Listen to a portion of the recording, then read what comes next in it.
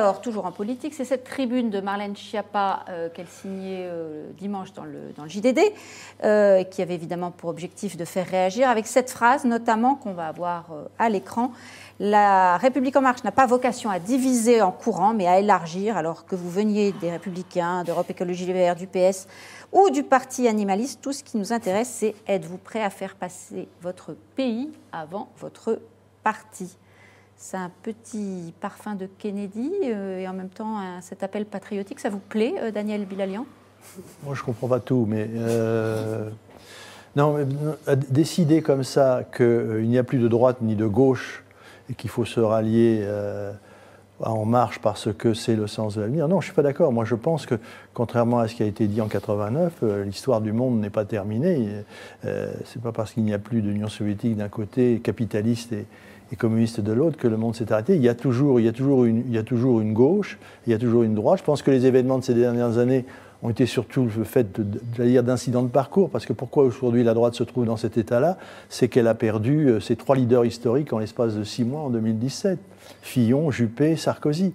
Et donc ils ont du mal à se reconstruire. Je pense qu'aujourd'hui, on parle du retour de François Hollande à la tête du Parti Socialiste. Je pense que s'il revenait à la tête du Parti Socialiste, peut-être se passerait-il quelque chose, malgré toutes les erreurs qu'il a faites. Moi, je pense que décider que eux, c'est le côté... la politique aujourd'hui, ce serait d'être pragmatique. C'est pas de la politique, ça, d'être pragmatique. C'est pas de la politique. Olivier Duhamel, dans Libération, je crois, c'était qualifié cette tribune de volonté hégémonique, voire de totalitarisme et de parti unique. Totalitarisme. Totalitarisme, ce sont les termes de l'édito de Libé ce matin. Ah oui, ben, je fais bien de temps en temps lire le Figaro plus que Libé, alors. Non, écoutez, cette phrase, elle ne s'applique pas à l'ensemble des partis. Elle ne s'applique pas à l'ensemble des Français. C'est une réplique à ceux qui veulent, explicitement une réplique à ceux qui veulent organiser des courants, soit à l'intérieur de LREM, soit à côté, comme existe le parti Agir, faire un pendant à gauche, derrière, que sais-je, Le Drian ou d'autres.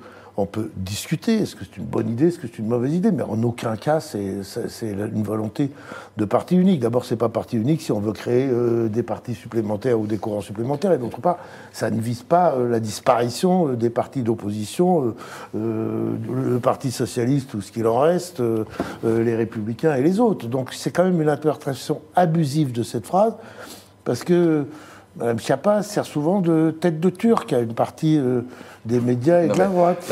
Elle le cherche un tout petit peu, là. Comment dire ? Qu'est-ce qu'il y a de scandaleux dans la phrase ? Alors, il y a déjà quelque chose de pas scandaleux, c'est de dire qu'il faut préférer son pays à son parti. Bon. Je pense que tout le monde est d'accord là-dessus. Le pays, c'est plus important que n'importe quel parti. Ce qui, moi, me paraît assez contestable, c'est de dire que si on préfère son pays à son parti, alors... Alors il faut rejoindre En Marche. Moi, je crois qu'il y a des gens qui, en toute bonne foi, préfèrent leur pays, aiment leur pays, et votent communiste, et votent Front National, et votent républicain, et votent socialiste. C'est pas parce qu'ils préfèrent leur parti. On a le droit de ne pas être d'accord avec la façon qu'ils ont d'aimer leur pays, mais dire qu'aimer son pays, c'est être En Marche, et ne pas aimer son pays, c'est être n'importe tous les autres, ça me paraît une vision... Alors, c'est pas totalitaire, c'est un peu schématique, on va dire. Pas complètement tort, mais en même temps, chacun des autres partis disent que ce qu'ils travaillent, c'est pour la France. Mais c'est pour la France. Que si on veut l'avenir de la France, il n'y a pas un parti qui incarne l'intérêt de la France. Non, mais chaque parti dit qu'il incarne l'intérêt de la France. Oui. Par contre, il y a des fonctions qui incarnent l'intérêt de la France. Et ce qui est assez étonnant, c'est qu'on utilise ce type de formule généralement quand on parle du chef de l'État. C'est-à-dire qu'on dit souvent un chef de l'État, il doit être capable de pouvoir s'affranchir de son parti pour pouvoir diriger un pays. Objectivement, je ne vais pas être mesquin, mais c'est quand même assez cocasse que Marlène Schiappa donne cette leçon, parce que c'est bien d'une leçon qu'elle donne au reste du monde politique, alors même que le président Macron a passé son temps à faire la campagne des européennes en s'affichant non pas comme au nom d'un pays, mais au nom de son propre parti. Donc je trouve ça franchement assez indélicat. Et la deuxième chose, vous lisez la phrase que vous veniez de. C'est pas que vous soyez ceci, cela. C'est pas vous devez tous rejoindre Marc. C'est que vous veniez de LR comme Franck Riester, que vous veniez de LV comme Pascal Canfin, que vous veniez du PS comme Didier Guillaume. Si vous êtes LR, ou que vous veniez du parti animaliste. J'attends encore. Ne vous organisez pas en courant. Mais pourquoi? Ça dit pas plus que ça. Et pourquoi? Non, vous faites dire 3 fois plus juste pour pouvoir taper sur Chiappa. Mais pas du tout. Mais pas du tout. Et d'abord, vous êtes une mauvaise foi absolue. Mais non, mais lisez la tribune et vous verrez qu'on dit êtes-vous prêt à faire passer votre pays avant votre parti. Bon, bien. Pour ceux qui viendraient de. En gros, si vous êtes à LR, que vous restez à LR, vous préférez votre parti. Si vous êtes à LR et que vous venez à En Marche, vous préférez votre pays. Mais si c'est l'interview, c'est ça qu'elle dit. En gros, arrêtez de rester dans tous ces vieux partis qui ne défendent que leurs intérêts de boutique. Venez nous rejoindre, nous En Marche, qui incarnons l'intérêt national. Ce que veut dire Olivier Duhamel, c'est qu'elle s'adresse finalement à ceux qui sont déjà sur la route du. Elle s'adresse à eux pour qu'ils ne se structurent pas en boutique. Non, mais voilà. On peut trouver quelquefois des arguments de meilleure qualité. Et la deuxième chose, c'est Olivier Duhamel, c'est quand même entendez que cette tribune, elle n'intervient pas dans n'importe quel moment. Les mêmes nous ont fait toute la campagne des élections européennes en expliquant qu'il y avait d'un côté eux ou le chaos. Je veux dire, la façon dont ils construisent en permanence un débat public, un débat politique qui serait structuré entre ceux qui ont raison, ceux qui défendent l'intérêt du pays, ceux qui sont les seuls progressistes, et de l'autre côté, les souverainistes, les passéistes, ceux qui ne sont là que pour des intérêts de boutique. Objectivement, c'est pas, je ne crois pas, une bonne façon d'organiser le débat public. Et c'est dangereux. Maxime Desgaillets, vous me fournissez une excellente occasion de passer cet extrait d'un Dominique Régnier, le politologue, qui était ce dimanche interviewé sur Europe 1. Voici ce qu'il disait sur cet effacement de la droite et du PS. On l'écoute. L'effacement de la droite et du PS, mais là nous parlons de la droite, l'effacement de ces partis qui étaient hier des partis capables de passer de l'opposition au gouvernement, leur disparition fait qu'il y a un face-à-face entre Emmanuel Macron et Marine Le Pen et que le temps qui nous sépare de la présidentielle peut dégrader le rapport de l'opinion au président. On sait que gouverner, ça n'est que des difficultés. Et donc, l'absence d'alternative modérée, à droite ou à gauche, favorisera beaucoup l'arrivée de Marine Le Pen au pouvoir. Pour rebondir, Alexis, finalement, peut-on reprocher à Emmanuel Macron de profiter des faiblesses de ses adversaires pour faire de la politique? Non, on ne peut absolument pas lui reprocher. On ne peut même pas lui reprocher d'avoir créé ça. C'est un mouvement qui est dans tous les pays occidentaux. On sent qu'il y a cette polarisation sociale entre, d'un côté, pour aller très vite, les riches et les pauvres, entre ceux qui profitent de la mondialisation et ceux qui en souffrent. C'est partout comme ça. Vous avez raison de dire qu'il en a profité. Il s'est inscrit là-dedans. Donc, il ne s'agit pas de lui reprocher. Mais on n'est pas non plus obligé de dire que c'est un bien. On n'est pas obligé de dire que pour l'avenir de ce pays, c'est absolument formidable qu'il y ait d'un côté les pauvres et de l'autre côté les riches. D'un côté ceux qui profitent de la mondialisation et de l'autre côté ceux qui en souffrent. Et on est d'autant moins obligé de le dire parce qu'à la fin, les pauvres sont plus nombreux, qu'à la fin, ceux qui souffrent finissent par prendre le dessus et qui sont énervés d'avoir souffert longtemps. Donc, je crois, moi, que le principe de la politique, c'est justement de fédérer, au-delà des antagonismes de classe, des antagonismes de revenus, des antagonismes de situation sociale, de canaliser ça dans des discussions idéologiques, politiques, qui ont sûrement plein de défauts, qui sont un peu schématiques, un peu parfois absurdes, mais qui ont le mérite de précisément sortir de cet affrontement pur et dur de classe qui, s'il devait durer, mais peut-être qu'il ne durera pas, parce que tout ça va... s'il devait durer, s'il devait s'installer, est potentiellement dangereux. On l'a d'ailleurs vu avec les Gilets jaunes. Cette crise sociale, elle est réelle. C'est une crise quand même de la France d'en bas contre la France d'en haut. C'est-à-dire pour ça que la droite a voté pour Macron, parce que toute la partie bourgeoise de droite qui se sent, à juste titre, de France d'en haut, a eu peur de ça. Mais ce n'est pas un avenir qu'on peut souhaiter pour ce pays, ni pour aucun pays. D'accord avec cette vision de la politique, Agnès ? Une étude qui avait été faite sur ce terrain-là, sur les somewhere et les anywhere. C'est-à-dire, il y a une partie des gens qui ont envie d'appartenir, ils ne se refusent pas le monde moderne, mais ont envie d'appartenir à un pays, à une collectivité.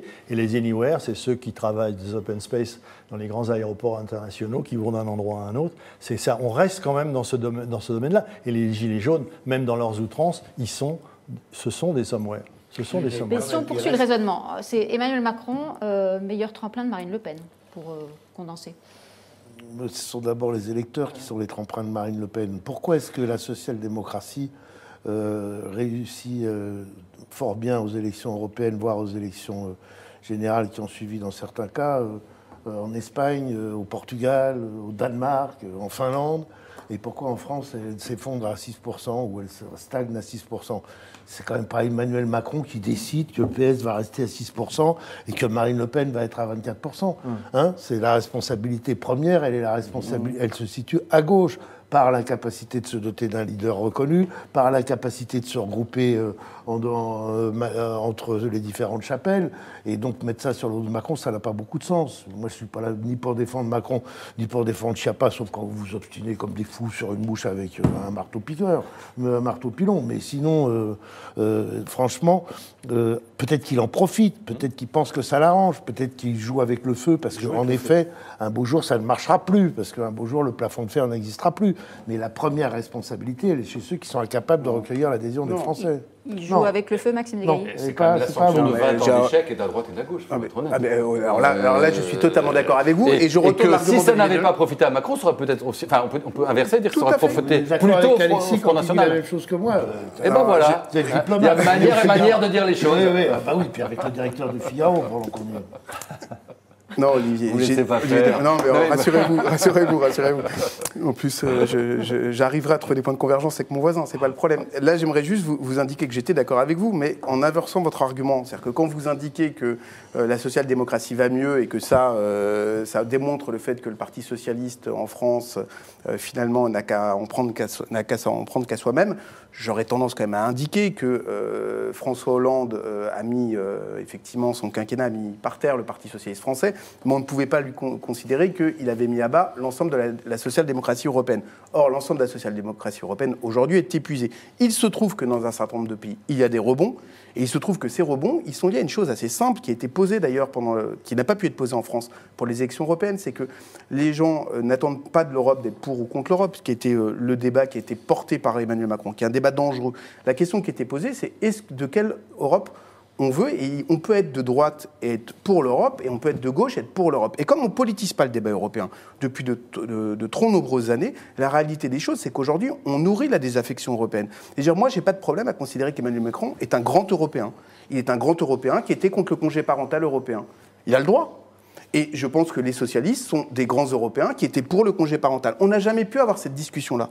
Pourquoi on n'a jamais pu avoir cette discussion-là? Parce que le débat, il s'est focalisé entre est-ce que vous êtes pour ou contre l'Europe? Et bien à la fin, dans ce type de scénario, vous le savez bien, quand il y a des grandes coalitions, il y a une disparition de clivage. Quand il y a une disparition de clivage, les gens, ils décident à un moment donné de changer, et ce sont les populismes qui l'emportent. Daniel, un mot et puis on regarde ce qu'en pensent nos internautes. Il y a quand même une évolution de l'ex-Front National, du Rassemblement National sur les problèmes européens. Ils ne sont pas aujourd'hui contre l'Europe, ils sont contre l'Europe telle qu'elle fonctionne aujourd'hui. Marine Le Pen a fait évoluer, et peut-être que ça lui a attiré un certain nombre d'électeurs. Parce que qu'est-ce qui se passe sur l'Europe? Qu'est-ce que nous reprochons, nous, à l'Europe, simples citoyens? C'est que sur des grands sujets comme l'immigration, il n'y a toujours pas de décision vraiment efficace. En revanche, sur la taille des fromages et les AOC, alors là, on est très, très, très fort. C'est ça que nous ressentons, nous. Et en politique, il ne faut jamais partir de la vérité. Ce n'est pas avec vous que je dis ça. Il faut partir de notre impression. Nous, on a l'impression que cet organisme qu'est l'Europe ne s'occupe pas des problèmes essentiels qu'elle devrait régler au nom des Européens. Oui, mais cher Daniel Bigayan, assez souvent aussi, on invente un monstre européen qui n'existe pas. Parce qu'on est en train de nous refaire le coup là, sur les camemberts. Et l'histoire de l'accord entre les producteurs de camembert au lait cru, enfin le camembert au lait cru, le camembert pasteurisé et le droit d'appeler camembert, on dit ça y est, l'Europe recommence, va tuer notre terroir et nos camemberts au lait cru, alors que ça n'a aucun rapport avec l'Europe, ni de près ni de loin, Alexis le sait très bien. C'est une négociation interprofessionnelle réussie. Mais ça, les gens ne savent pas, et qui est parvenu à cet accord. Voilà. Et là, on tape dessus en disant l'Europe vient nous réglementer nos camemberts, alors que ça n'est pas vrai. On s'est un peu éloigné de notre sujet, mal expliqué, Daniel. En tout cas. On revient à notre sujet initial. Pensez-vous, comme Marlène Schiappa, que les élus, les Républicains et du PS devraient faire passer leur pays avant leur parti? La question était posée ainsi. Vous êtes 65% à dire que oui. Donc... Nos internautes, selon Coach... 35 qui disent non, c'est déjà pas mal. Ouais. Ils faut passer leur pays avant, mais pour les uns, l'intérêt de leur pays, c'est qu'ils restent républicains, et pour les autres, l'intérêt de leur pays, c'est qu'ils aillent aider Macron. Mais dans les deux cas, ils pensent aider leur pays. Il n'y a pas ceux qui détestent leur pays qui ont décidé. C'est absurde. Coach nous dit ceux qui pensent d'abord au pays demeurent au sein des Républicains ou optent pour le Rassemblement national, et ceux qui ne pensent qu'à leurs intérêts personnels se ruent vers En Marche. Et l'avis de coach Babineau dit « C'est intéressant, l'idée de Schiappa. Madame Schiappa profite de la disparition du clivage traditionnel gauche-droite. Macron nous pousse à nous positionner. » Non, il aurait peut-être mieux fait pour faire ce papier.